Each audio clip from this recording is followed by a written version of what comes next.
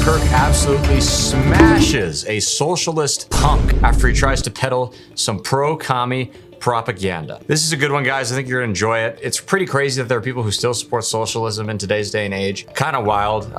Fun fact, more than half of American Democrats support socialism, at least somewhat favorably. Yeah, chew on that. Pretty crazy. So this is gonna be a good video and I think you're gonna enjoy it. But first, everybody, please make sure you like our video, share it around, and most importantly, subscribe to the Resist the Mainstream YouTube channel. That way we can keep bringing these great clips to you guys. Thank you, and we truly appreciate it. As always, I'm your host, Darian.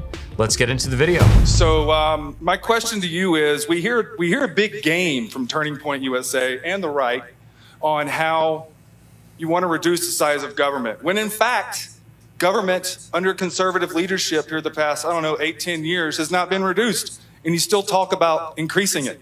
The wall, farm subsidies, I could go on. So my question to you is, what do you plan on doing to reduce the size of government? Wow. How do you plan on pressuring your elected officials to reduce the size of government when in fact, they're not doing it, they're only increasing it? Well, look, I mean, the Trump budget itself reduces government. It closes federal agencies and merges all of them. You know that there's been more federal workers that have left the federal bureaucracy than have been hired under the Trump presidency. Did you know that? No, I did not. So before you start I'd like to say, see some numbers though. okay, I just gave you a fact. So, We don't really have a chart or access. Baseless. okay, Okay. you're entitled to your own opinion. You're not entitled to your own facts, but that's okay. So, under President Trump, every single budget he's submitted to Congress reduces the size of government. Under President Trump, for 16 months, do you know that he signed a federal hiring freeze? Did you know that? He signed a federal hiring freeze, which by definition shrinks government because over thousands of people every single week retire out of the federal bureaucracy. So under President Trump, the federal bureaucracy has gotten significantly smaller. Well, you're trying to push forward a $13 billion wall. That's socialism at its finest. Farm subsidies. What? A wall is Sorry, what? socialism? Do you know what socialism farm subsidies? is? No, I believe in national security. I believe in the defending our farm borders. subsidies, I believe in a military. What about the farm subsidies Well, that Trump, the self-induced tariffs that, Wait, no, that are now requiring can we just slow down? bailouts? Hold on, just slow down. Please explain to me how a wall is socialism, because that's the Great. craziest definition of socialism I've ever It's heard. taxpayer funds going towards the good of society. Is police socialism? Absolutely. Okay, so a $13 billion wall being socialism has got to be one of the most absurd things I've ever heard. First of all, we'll just address this premise directly. This idea that any public good is inherently socialism, it's ridiculous, just not true. Also, he's sitting here complaining about, oh, big government, and you want a wall, and that's big government, and it's spending more money, it's so bad. $13 billion is a drop in the bucket. Like, it's so little. The average annual budget we have in the United States is about right around $6 trillion a year. Okay, 13 billion is about like 0.3% of that. It's very small and insignificant on that annual budget. Not to mention that we have studies finding that illegal aliens in the United States cost the country about anywhere from tens of billions to hundreds of billions of dollars a year that they leech and taxpayer money. And we literally have reports from the House Budget Finance Committee to back this up. So it's not like I'm just pulling this out of my you-know-what, okay, guys? There are actual facts and figures to back this up. But you can also just think about common sense. If you're an illegal immigrant and you come here and you don't have a driver's license, you're not paying registration or tax fees at the DMV, you're not paying income tax because you're probably doing work under the table, etc., etc. So there are plenty of taxes they dodge, even if they do pay some in the form of, buying things and paying sales tax or whatnot. But the fact is their kids are attending public school, they're not paying those taxes, whether it's property or income tax. They're using healthcare services, they're not paying into that either. There are plenty of factors to be considered here. All this to say that a wall is definitely not socialism.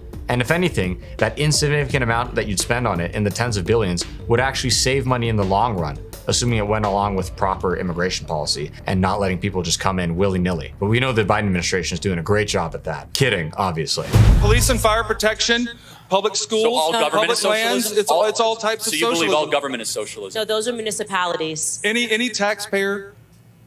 Any taxpayer subsidy that's put towards the common good of society in whatever context you think common good of society is a type of socialism.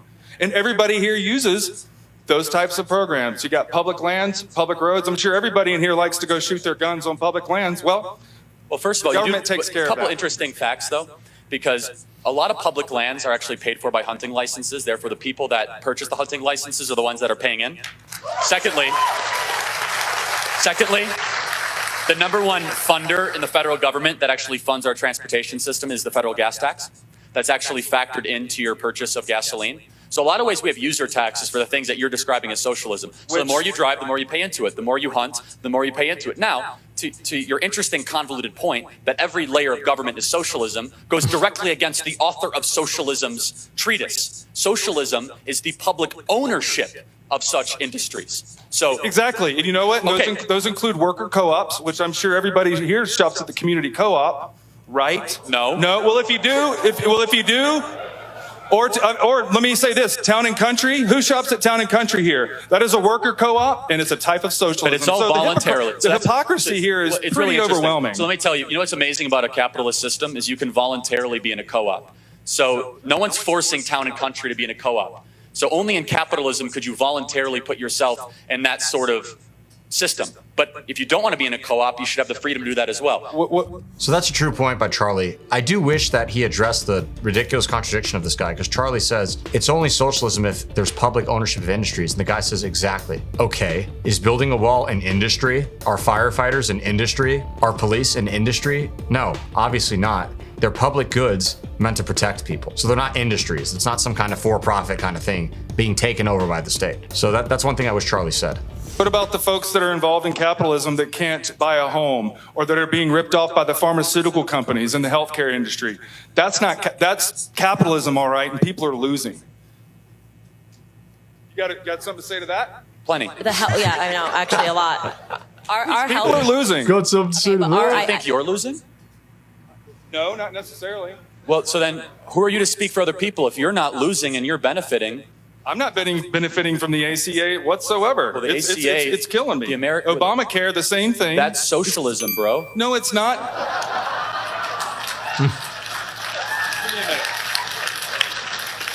Actually, the ACA is a healthcare exchange where you can go on and buy insurance in the free market. This guy was just saying everything that's owned by government is socialism, right? That was his argument about, 10 seconds ago. But now Obamacare is not socialism and it's free market or something? What? Dude, make it make sense, man. Created. It's a website. It's a website. Created it's a government by what? website Who where you can go buy different types Mm. of health insurance on the free market from private healthcare companies. How many taxes were in Obamacare?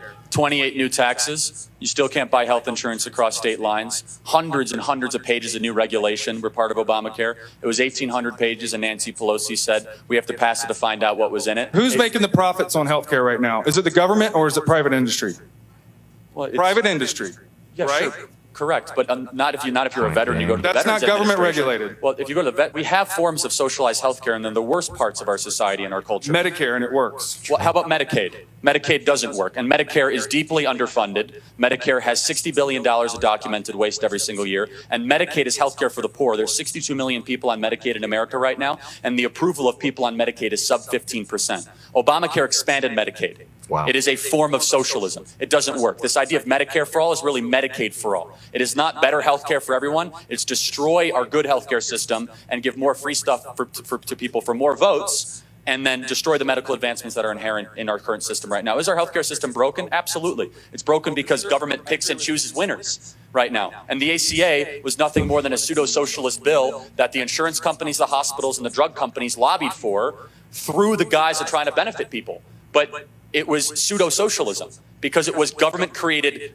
exchanges. 18,000 new IRS agents were hired under Obamacare, hundreds of pages of new regulation, 28 new taxes, including taxes under medical excise tax, the individual mandate tax, which literally forced people to buy health care if they didn't want it in our own generation. Well, that was brutal, to say the least. I think it's quite clear that socialism just doesn't make sense, it doesn't work, and it's certainly not whatever the hell that guy thinks it was. And I can say that confidently because at first he essentially said it was everything that's owned and operated by the government, which is ridiculous, and we explain why. But then he goes and says, oh, but Obamacare is not socialism or even socialism light, it's free market. What? I don't know, very confusing, but oh well, what can you do? Thankfully, we have people like Charlie Kirk who will set the record straight. Well guys, we really hope you enjoyed the clip. Please be sure to comment below, let us know what you liked, what you want to see next, and we'll see you guys again soon. Thanks so much, and God bless.